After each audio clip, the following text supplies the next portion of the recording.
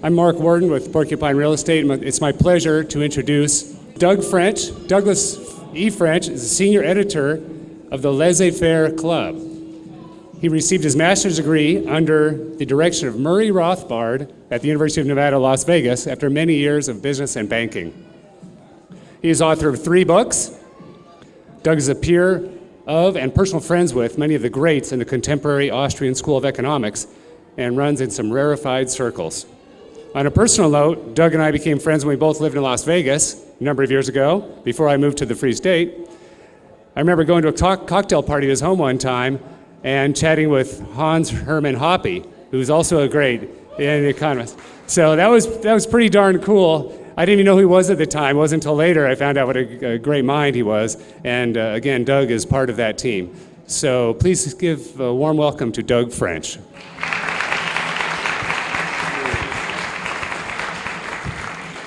Thank you, Mark. Yeah, Mark and I go way back. We were actually partners in a little magazine called Liberty Watch with a friend of ours, George Harris, and the late, great Mike Ziegler, who passed away far too young. But it's ironic that Mark is introducing me today because I understand he has moved to the great state of New Hampshire and managed to run for office and be elected to office right here. Yeah. However, the theme of my speech would imply that he is a sociopath.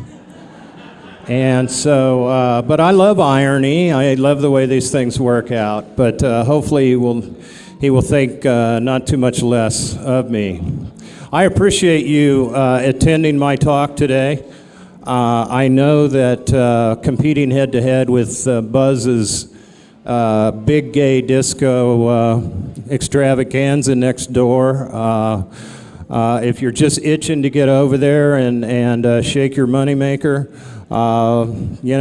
feel like I guess you won't hurt my feelings. But anyway, I appreciate you at least giving me a little bit of a chance. We can call this Doug's Little Democracy Show or something like that. I don't know if you heard Larkin Rose's talk earlier today, his very clever presentation of his chat with sociopaths, and I think you can consider my talk just an extension of that. My talk is probably less clever than his, but I'll follow it up with maybe some ideas to think about. Now, I want to lead off, it's always good to lead with a quote, and if you can lead with a quote from H.L. Mencken, it never hurts. And H.L. Mencken described politicians as men who at one time or another have compromised their honor either by swallowing their convictions or whooping for what they believe to be untrue. Vanity remains to him, Mencken wrote, but not pride. So he had it correct that to be elected and stay elected in American politics to any full-time position requires the suspension of any ethics or good sense a person may possess. Even those who begin political careers with the best intentions, like say Mark, and have measurable abilities that would make them successful in any field, like say Mark, will soon realize that the skills required to succeed in politics are not those required to succeed in those outside of politics. Lou Rockwell from the Mises Institute, who I work for just recently, he explains that while competition in the marketplace involves quality competition, quality that improves competition through competition, competition in politics does just the opposite, he wrote. The only improvements take place in the process of doing bad things. Lying, you get better at lying, you get better at cheating, you get better at manipulating, you get better at stealing and killing. The price of political service is constantly increasing. whether in tax dollars paid or in the bribes owed for protection. In other words, also known as campaign contributions.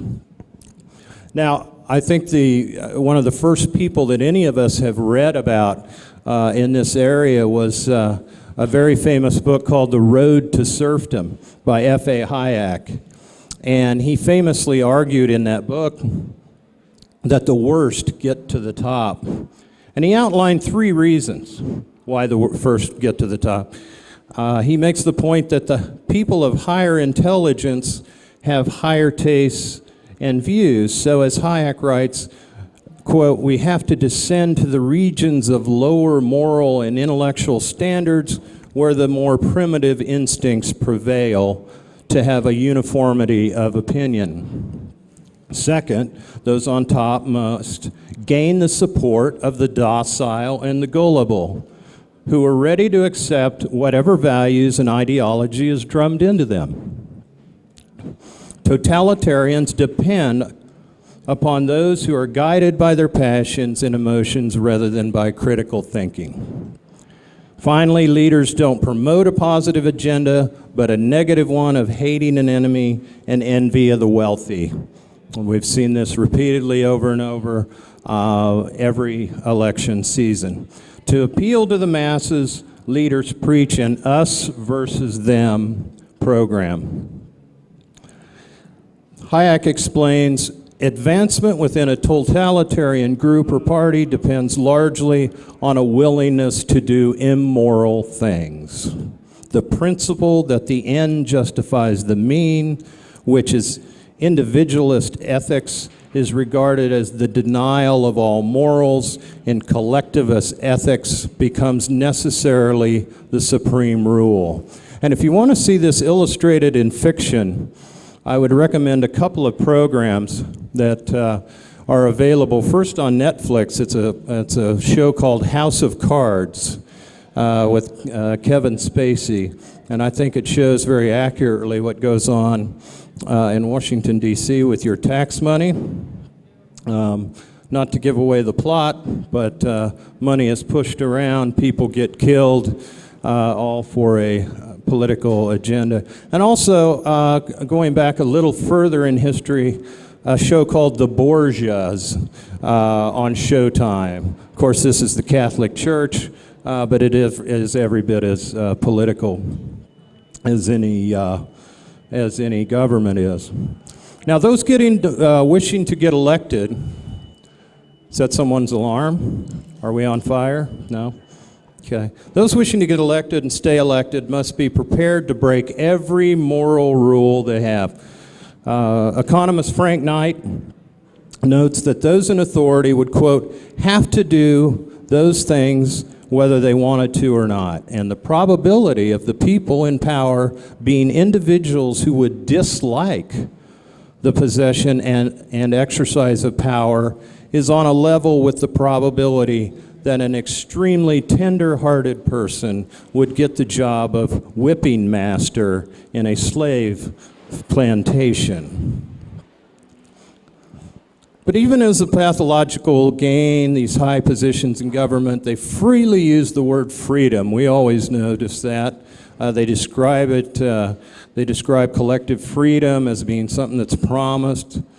Now, that doesn't mean freedom for individual members of society, of course, but instead unlimited freedom of the government planner to do with society what he pleases.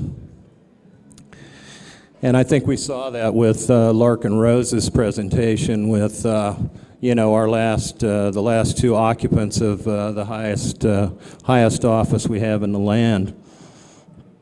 And there's no accountability. The higher the office, the more criminality, the more criminal wrongdoing a person is able to get away with. This happens over and over and over again. So thus it becomes, in the words of H.L. Mencken, a psychic impossibility for a gentleman to hold office under the federal union. The emphasis is on the word gentleman. Democracy makes it impossible for the demagogue to inflame the childish imagination of the masses by virtue of his talent for nonsense. The king can do the same in a monarchy, but he can only do it by virtue of his birth. In stark contrast, a gentleman who Mark alluded to earlier, Hans Hermann Hoppe, explains in a work that I would recommend to all of you, Democracy, the God That Failed. He says that private property, production, and voluntary exchange are the ultimate sources of human civilization. And if you follow that, this natural order, Hoppe notes, must be maintained by a natural elite, which would come by these positions of natural authority, not by an election, as in the case of democracy, or birth, as in the case of a monarchy, but by their superior achievements of wealth, wisdom, and bravery, or a combination of thereof. This is just the opposite of what Mencken and Rockwell describe as a characteristic of democracy. Hoppe goes on to write in a small book I would also recommend, Natural Elites, Individuals in the State, that a few individuals in every society will rise to elite status by their talent. He writes that due to superior achievements of wealth, wisdom, and bravery, these individuals would come to possess a natural authority, and their opinions and judgments would enjoy widespread respect. Moreover, because of selective mating, marriage, a few noble families would emerge. And it is the heads of these families with long-established records of superior achievement, farsightedness, exemplary personal conduct that men and people in town would turn to them with their personal conflicts and complaints about each other. These leaders of the natural elite then would act as judges and peacemakers, often free of charge, just out of a duty expected of a person of authority or out of concern for civil justice, a privately produced public good, if you will. Now, on the other hand, democracy affords the opportunity for anyone to pursue politics as a career. There's no need for the masses to recognize a person as wise or successful, as in the case of Hoppe's natural order. Nor does one have to be born into a ruling family. Famously, the great American comedian Bob Hope, who was actually born in England, by the way, once said that I left England at the age of 4 when I found out I couldn't be king. And maybe it's because he knows he can never have Prince Charles' job that Sir Richard Branson, who has been knighted as services to entrepreneurship, sticks to business and reportedly is a serial entrepreneur, owns 360 companies. So as Hoppe explains, democracies have expanded. And since World War I, they are viewed as the only legitimate government. In turn, more people have been successful at other pursuits, are running for public office, or have become politically active. For instance, more and more billionaires are entering the political arena. There was a time, if you were a tycoon in the United States, that you kept a very low profile. You were very private. We used to hear this about old wealth. But now, the captains of industry suddenly want to become part of the political process. Think Ross Perot. Think the guy with the 16-ounce soda, Michael Bloomberg, who wants to, by the way, his latest thing is to require composting in New York. Imagine what mandatory composting in New York would look like. Carly Fiorina, Meg Whitman, John Corzine are all running for office. And while Warren Buffett isn't running for office, or Bill Gates, or Sheldon Adelson, George Soros, they're throwing millions and millions of dollars at political contributions to try to affect the debate. Obviously, we would rather have these people, these entrepreneurs, these very successful entrepreneurs, spending their time and their money on what they do best instead of throwing money at trying to get Newt Gingrich elected, or Obama for that matter. Now, it also should be noted, by the way, that a quarter of all House members and a third of all members of the Senate are millionaires. So there may be politicians who pursue elected office for the money, but most elected officials are already wealthy by most people's standards. So what makes the wealthy want to hold office? Well, it is, as author Charles Derber describes in a book called The Pursuit of Attention, Power, and Ego in Everyday Life, that politicians since Caesar and Napoleon have been driven by an overwhelming ego and the insatiable hunger for public adulation. So what I've done is, and some people get annoyed with this because this guy's a big lefty, I guess, but the work of psychologist Abraham Maslow provides, I think, some understanding as to why even successful entrepreneurs would seek public office. Now, how many have heard of Abraham Maslow? Yeah, a few, probably. He is famous for his hierarchy of needs theory, which is taught in most management classes in American universities. The theory is generally presented visually as a pyramid, right?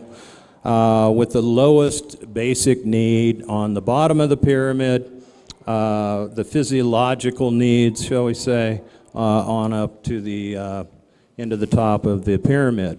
So Maslow's view is the physiological needs need to be taken care of first. And that's breathing, food, sex, sleep, all that stuff that you're getting here in abundance at PorcFest. On top of that, the next tranche, if you will, is safety. People look for security of body, employment, resources, morality, the family. Those are the kind of things that people look to next. Once they have the bottom rung taken care of, then they look for safety. The next layer is the belonging need. We all want friendship, we want family, we want sexual intimacy. Again, some things that probably are happening here at PorcFest. I don't know in what order, but anyway. And then after that,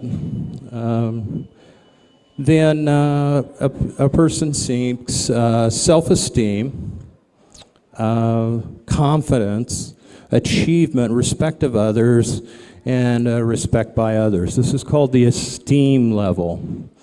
And if you combined all four of these, Maslow called them the deficit needs. If a person is lacking, there is a motivation to fill those needs. Once that particular need is filled, the motivation abates. This makes these needs different than the need at the top of Maslow's pyramid. And the top of the pyramid, as you remember, for those of you who remember Maslow at all, is self-actualization. That is the need that is never, ever satisfied. Maslow referred to it as the being need, or the need to be all you could be. So thus, humans continually strive to satisfy their needs, and as the more basic needs are satisfied, humans move up that pyramid to satisfy higher level needs. Of course, different humans achieve different levels, and in fact, in Maslow's view, only 2% of humans actually become self-actualized. Maslow studied some famous people along with some, not so famous people, and he determined that only about 2% become self-actualized. And he had some traits that he identified in self-actualized people. Besides being creative and inventive, self-actualizers had strong ethics. They had a self-deprecating sense of humor, humility and respect for others, resistance to enculturation, and enjoyment of autonomy and solitude. This all instead of shallow relationships with other people. They didn't believe, self-actualizers, they didn't believe that the ends justified the means, and that and they actually believe that means can be ends in themselves. So what we can readily see is that Maslow's self-actualizers actually have nothing in common with politicians in a democracy, but they actually closely fit the profile that Hoppe describes of the natural elite that would lead a natural order. But if we step down the pyramid by one level, then that's where we find where the politicians end up. Maslow described two types of esteem. That was that esteem level, a lower esteem need and a higher one. Now the higher esteem need for higher level esteem calls for healthy attributes such as freedom, independence, confidence, and achievement. But the lower one is the need for the respect of others, the need for status, the need for fame, for glory, for recognition, for attention, reputation, appreciation, dignity, even dominance. The negative version of these needs is low self-esteem and inferiority complexes. That's what Maslow experts say. Maslow felt that these were the roots of many, if not most, of our psychological problems. So now that we see these quantities displayed by these are the qualities that are displayed by virtually all politicians in democracy. The constant need for status and recognitions, the ends compensating for inferiority complexes, justify whatever Machiavellian means that they employ. So because democracy is open to any and all, unlike, say, a monarchy, people can get elected either through connections or personality or personal wealth. It's a social system where leadership positions become a hotbed, essentially, for sociopaths. Maslow's self-actualizing man actually wouldn't have any interest in politics. But those who are stuck for the need of esteem are drawn to politics like flies to, what some of our dogs are leaving behind out in the field there. Now, even religious philosophers have recognized the shortcoming of those in power. St. Augustine wrote about the theory of the just war, and he held a different worldview from his predecessors, lacking the usual optimism that man strives to comprehend the ultimate verities, live in an orderly fashion, and find his way to God. Augustine was pessimistic of human nature. He believed men weren't inclined toward righteousness, but instead had the tendency of doing evil as a result of Adam's fall, pride, vanity, and libido domini, the lust for domination, which entices men toward waging wars and committing all manner of violence. Judge Andrew Napolitano, who many of you I'm sure know, he made a point during a talk at the Mises Institute a year or two ago that libido domini is the thing in human nature that attracts people to government in order that they may dominate their fellow man. And he said this explains why the same men, the same great men, who founded the United States government, wrote laws as repugnant as the Alien and Sedition Acts. Now, Hoppe recognized that natural elites have responsibilities that extend beyond themselves and their families. The more successful they are as businessmen and women and professionals, the more others recognize them as successful, the more important it is that they set an example, that they strive to live up to the highest standards of ethical conduct. This means accepting as their duty, indeed their noble duty, to support openly and proudly and as generously as they possibly can the values that they have regarded as right and true. And what do they receive in return? Their return is in intellectual inspiration, nourishment, and strength, as well as the knowledge that their name will live together forever as outstanding individuals who rose above the masses and made a lasting contribution to mankind. Now, on the other hand, democracy, or politicians in a democracy, are not as high-minded. They demand attention. They seek acclaim for everything they do, continually taking credit for policies they say they have made, saying that they've made our lives better, when in fact these interventions make our lives worse. There's no need to list the names of these politicians who have committed these crimes and ethics violations. I mean, that would take all day. But the point is made. Between Hoppe's natural elite and the common politician in today's democracy. So, with leadership in such dysfunctional hands, it's no wonder that in comparison to the 19th century, the cognitive prowess of the political and intellectual elites and the quality of public education has declined. Hoppe writes in his book Democracy, and the rates of crime and structural unemployment, welfare dependency, parasitism, negligence, recklessness, incivility, and hedonism have increased. So while the electorate recognizes that they're electing at best incompetents and at worst crooks, the constant naive pro-democracy mantra is that we just need to elect the right people. If we can just elect the right people, everything will be great. Unfortunately, the right people aren't and won't be running for office.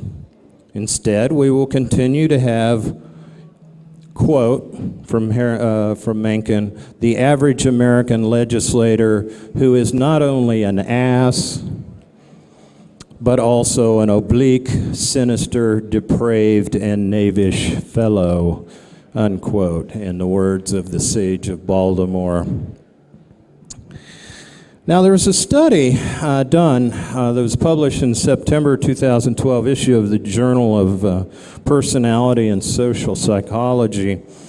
It said certain psychopathic traits may be like a double-edged sword. The author wrote, who's a psychologist at Emory.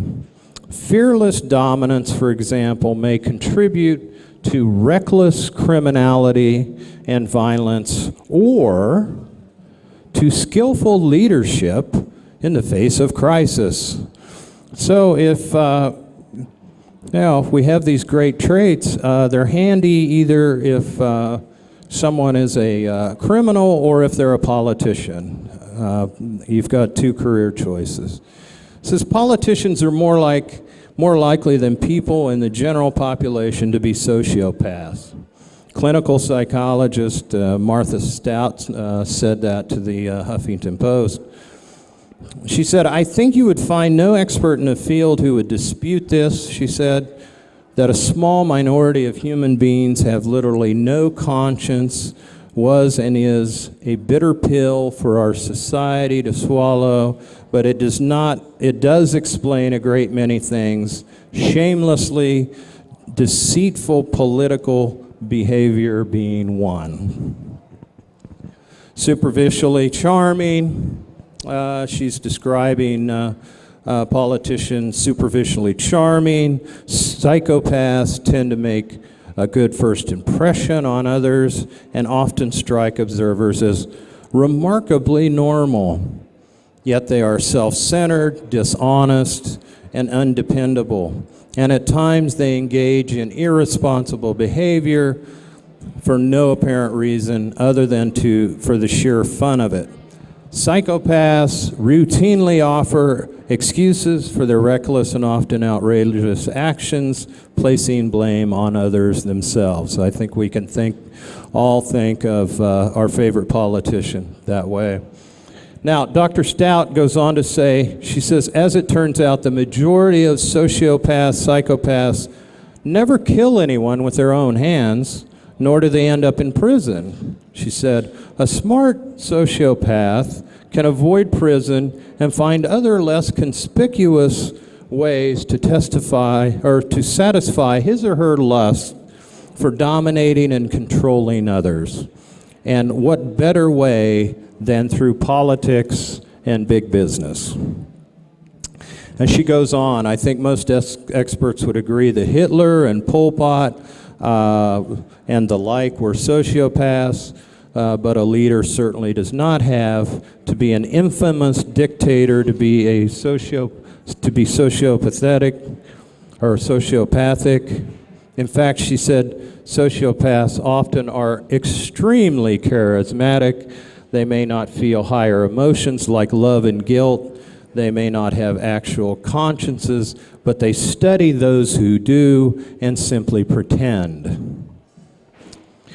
Now, the next guy I was going to mention is a national vice president of the National Association of the Chief of Police. It's a guy named Jim Corey, and he's put together a study and assembled traits such as superficial charm, exaggerated sense of self-worth, glibness, lying, lack of remorse, and manipulation of others.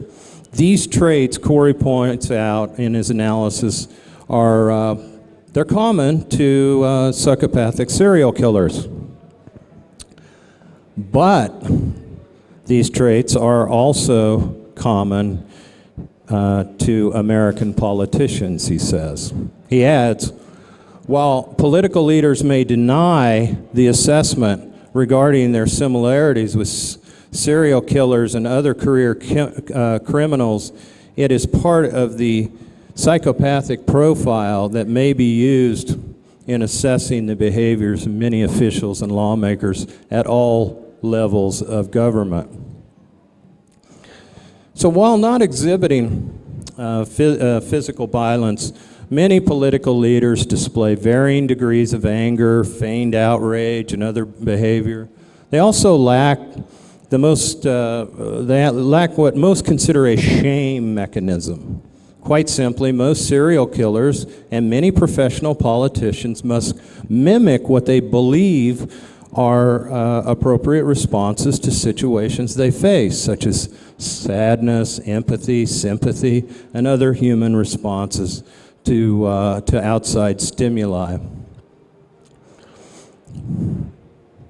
Recently, there was an article, I don't know if you saw it in the Wall Street Journal. It was a journalist, columnist, novelist, Carl Hysen, and he writes about politics in Florida amongst writing some novels and some other things. And he called the Florida legislature the Festival of Whores. He said it's just a nonstop orgy of sleaze. He said the great thing about Florida is usually the crooked public servants are really stupid. It's not like Boston or some other places where there's a certain skill or a certain style, where it's just clumsy grabs for cash. But I read that and I had to think about Las Vegas, and I think Mark will appreciate I think when he and I were in town, I think there's 6 county commissioners and 5 went to jail, I believe, when Mark and I were there. And I think everywhere I've lived, whether it was in Nevada or now in Alabama, everyone says, man, can you believe the local politicians? They're so crooked. It can't be that way anywhere else. Well, believe me, I've lived a few places, and they're crooked everywhere, and then they're not any more crooked in Nevada than they are in Alabama, or vice versa. But hopefully, with so many politicians here in New Hampshire honoring the non-aggression axiom, that we have a better class of politician up here in the live free or die state. Now, I return to the idea of the natural elites, and that they have an obligation to make sure that the truth is spread, because I don't think we want to give up. I don't think we want to say, well, all politicians are sociopaths, so let's just bide our time and hopefully somebody who puts on a good funeral for us. So the natural elites have an obligation to make sure the truth is spread. And the reason is that, democracy and the welfare state will collapse. And we see it collapsing all around us in many ways. We don't talk about it much, but I think that it's very easy to see that technology, either through many of the things we see here, like Bitcoin and other things where we're trying to get around the state, that government is going to collapse under its own weight. It's carrying too much of a burden, and economics will eventually catch up with it. Hoppe wrote that once upon a time, in a pre-democratic age, with the spirit of egalitarianism had not yet destroyed most men of independent wealth and independent minds and judgments, the task of supporting unpopular intellectuals was taken on by individuals. He explained that this is nearly impossible in today's day and age, but he points out that a person's first obligation is to make as much money as you can. That is not a bad thing. To make as much money as you can, that's a good thing. Why is that a good thing? Because the more money you make, the more beneficial you have been to your fellow man. And beyond that, the natural elites extend to the idea of making sure that they support the truth and the spreading of that truth. Also, another giant of the liberty movement was Leonard Read, who founded FEE many years ago. And he said, actually uses similar language to Hans. He says, but the natural aristocracy such as we have in mind is even more exclusive. Its membership is distinguished by manifested virtue and talents. It is not based on law or given a parentage. It must be regarded as more than an order of persons, because there is no individual who is absolutely virtuous or talented, nor anyone wholly lacking some virtue and talents. This person acts, thinks, and lives in long-range terms, for he has linked himself with eternity by his love and devotion to excellence. So, if we're not going to look to sociopathic politicians as our way forward, what do we look to? I would say stop the hero worship. I would say I have seen a fair number of bumper stickers on cars here that probably should be scraped off. I would say that it is events like PorcFest that is going to lead this world forward in a better way. I don't know if you saw Dr. Ruart's presentation the other day, but she gave us a long list of things that you can do. She's a veteran of running for office, And it's not office holders that are going to set the example going forward. We can, other than Mark Warden, of course, we should pay attention to everything he says, but I think the rest of them can be ignored, and that embrace what is being come up with, either technology. Technology is going to outrun government. Government is always going to be one step behind technology. Government is always going to be one step behind human passion. And with the help of technology, with a wonderful, gosh, there was a time when the entire libertarian movement could fit in Murray Rothbard's living room. Imagine, he could not have imagined this event. He could not have imagined Freedom Fest, couldn't imagine where the Mises Institute is today. We have come miles and miles and miles. We have miles and miles to go, but it is not through the political process. It is through doing commerce and peaceful activities, whether it be in Nicaragua, Guatemala, or right here in New Hampshire. But I think that is our way forward, and I encourage you and applaud the people of PorcFest for putting this on. This is my first year. Believe me, it grows on me with each minute I'm here, and I think this is an example that should grow throughout the country. So thank you.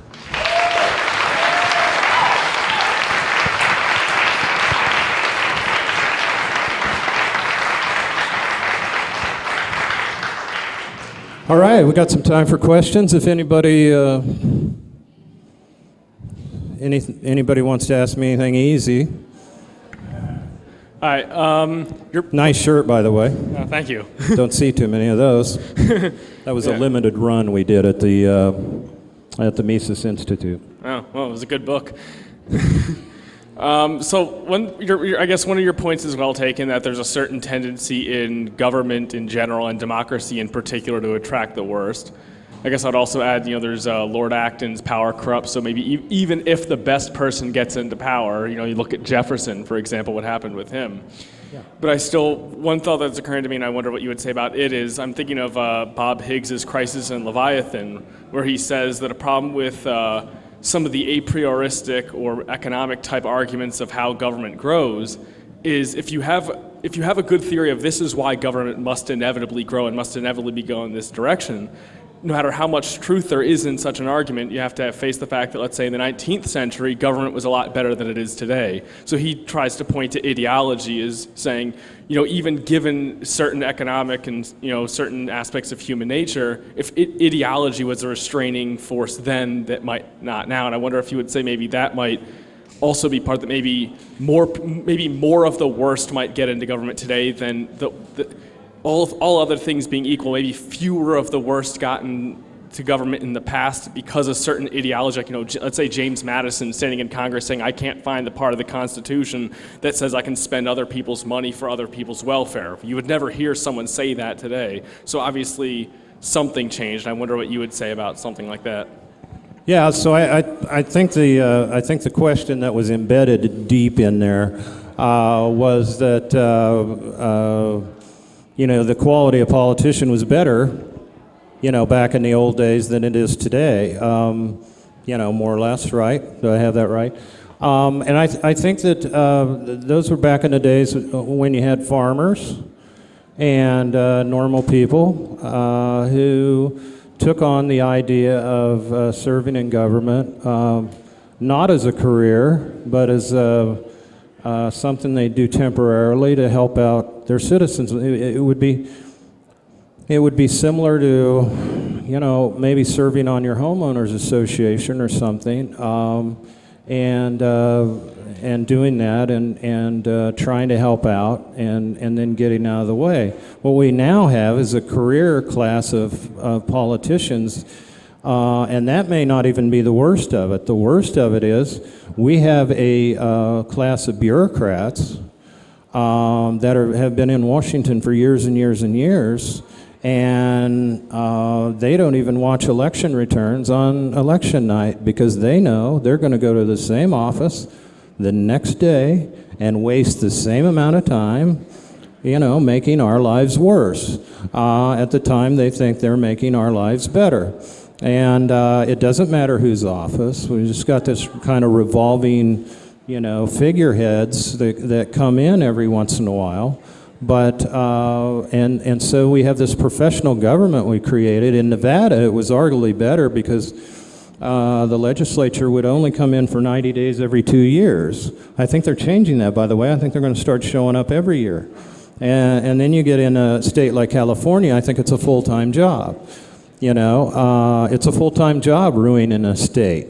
And so we have this professional classic politician, and I think that's the difference. Anyway, I think you used to have people who were genuinely, you could consider somewhat statesmen. They were very high IQ individuals, if you look it up. I mean, these were smart guys. You may not have agreed with them on everything, but smart guys, eloquent guys, and they came in, they did a job, and then they went home for the most part. That is not what we have today. We have guys who try to get on a fast track to government, and I just read a book about this, and as someone said, I think his name was Senator Cotton, he said the marble in Washington has a certain smell. That white marble just smells good, and once you smell it, you never want to go home. So, yes, sir. So democracy. Do you play that thing on your chest? No, it's a went... shirt. Okay, go ahead. I'm sorry. So democracy works very well for these people. It works very well as an ideology to propagate to a lot of uneducated people or people that you brainwash. It's great. I mean, you're not going to replace it with a better ideology to dominate people or to organize people or to, I think you just asked, do I have a better idea to organize people? Maybe it's better, but is it better at convincing people? It can be truer if you want, but is it? Can you actually convince masses of idiots to follow it? Oh, can I convince a mass of idiots to follow us? Yes. Is that the word you used? Yes. Yeah, okay, all right. No, probably not. But I think that, you have something like PorcFest that's got a 10-year run. You've got Freedom Fest. You've got, I think there's some indications here and there that we have to be hopeful. And I hate to be, a lot of us in this business tend to be in the doom and gloom business. And I'm really good at it because just my voice is doomy and gloomy. But I try to be, in many ways, you have to look around and say, gee, our lives here and there, despite what government's doing, aren't too bad. I mean, if you can go back here and get a Rick's roll, which I've never even heard of until tonight, I mean, if you can go to an event and learn, eat good quality bacon, meal after meal, and not have any cops inside, and over and over, and just the whole Free State Project is testament to what is possible. And not everybody can take the plunge. Not everybody can move up here and freeze their ass off in the winter, but a fair number of people are, and it's going to take hold in all the programs that we see spring up. It's easy for young people to view this as kind of normal. Well, believe me, if this was the 60s or 70s, this would be so radical you couldn't even imagine it. So it indeed has come a long way. But, yeah, we're a long ways from reaching the idiots. So, oh my gosh. Could you speak to ideas of scope and scale? I know a lot of libertarian organizations are working at changing federal policy. Is that a worthwhile endeavor? Is it much more effective to work on local and state, or is there a difference institutionally? Yeah, no, that's a good question. I think that it is, it's somewhat of a futile process to try to work on on a federal, to try to do something on a federal basis. But I think we can create little pockets of liberty, whether it's in New Hampshire or I don't know, Pahrump, Nevada, or, wherever it might be, that, or places in the world, certainly, that either through community norms or a relaxation of local laws. I mean, listen, we got, what is it, Oregon and California or Colorado? No telling what the feds are going to do, but for now, according to the states, the voters, the wise voters in the state, you can, smoke them if you got them. And that's pretty good stuff.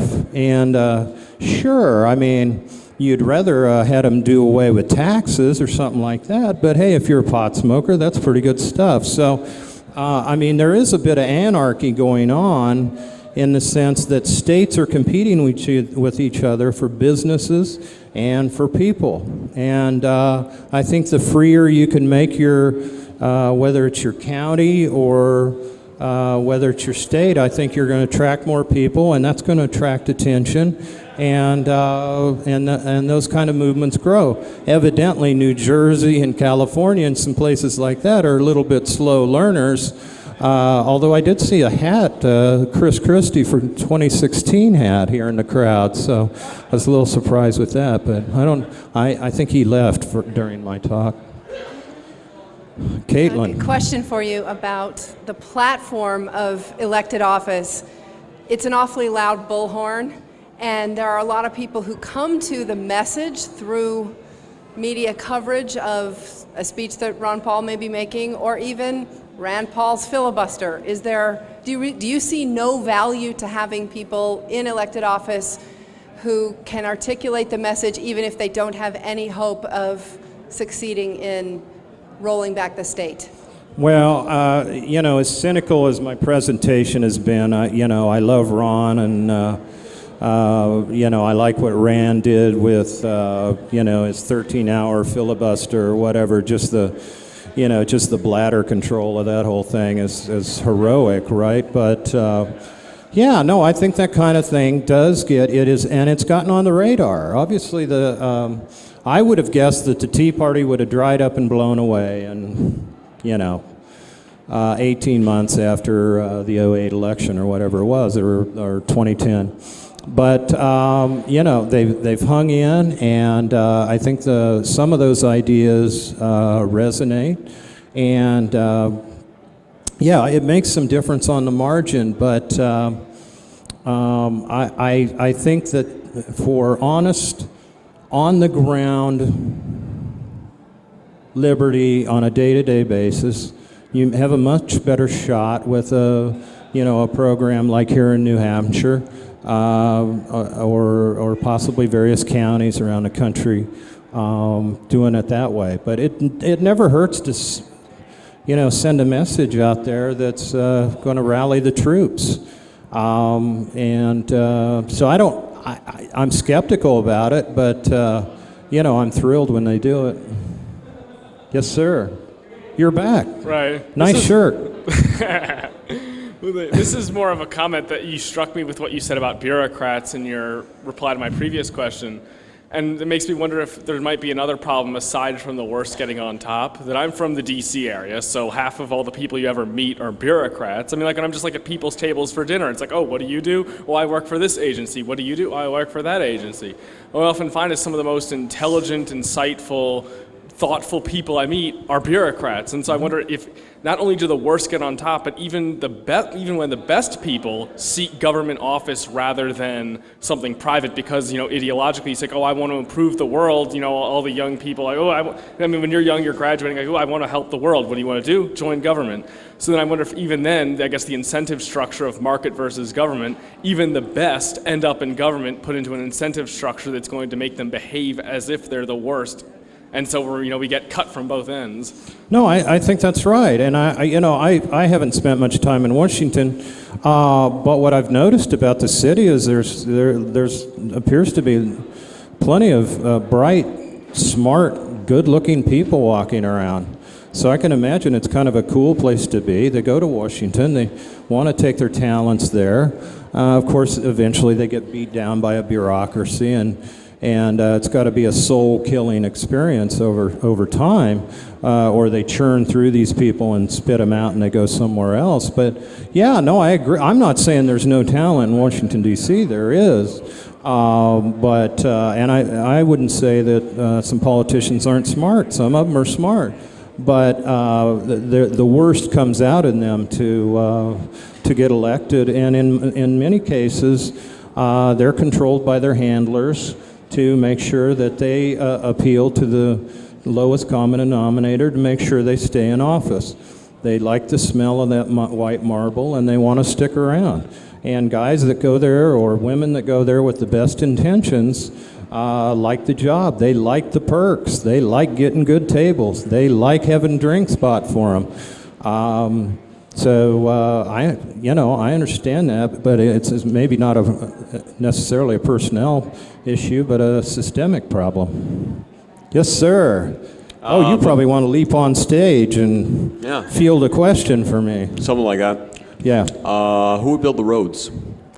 What's that? Who would build the roads? Who build the roads? Yeah. Who would build the roads? Okay. Well, I think government build most roads, but there have been some private roads in our lifetime. Okay. Thank you. Have you Please turn around and show the crowd your shirt, and that, there you go. That's the answer to that question. have you seen any advantages working for Laissez Faire Books as compared to the Mises Institute? Is there anybody else in line for?